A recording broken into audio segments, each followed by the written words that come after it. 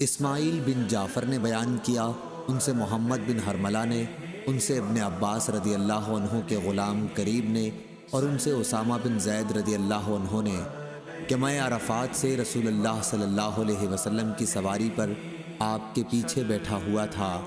مزدلفہ کے قریب بائیں طرف جو گھاٹی پڑتی ہے، جب حضرت صلی اللہ علیہ وسلم وہاں پہنچے تو آپ نے اونٹ کو بٹھایا، پھر پیشاب کیا اور تشریف لائے تو میں نے آپ پر وضو کا پانی ڈالا، آپ نے ہلکا سا وضو کیا۔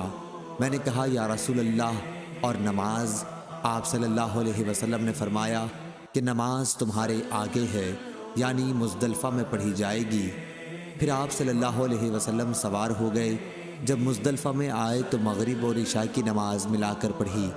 پھر مزدلفہ کی صبح یعنی 10ویں تاریخ کو رسول اللہ صلی اللہ علیہ وسلم کی سواری کے پیچھے فضل بن عباس رضی اللہ عنہ سوار ہوئے۔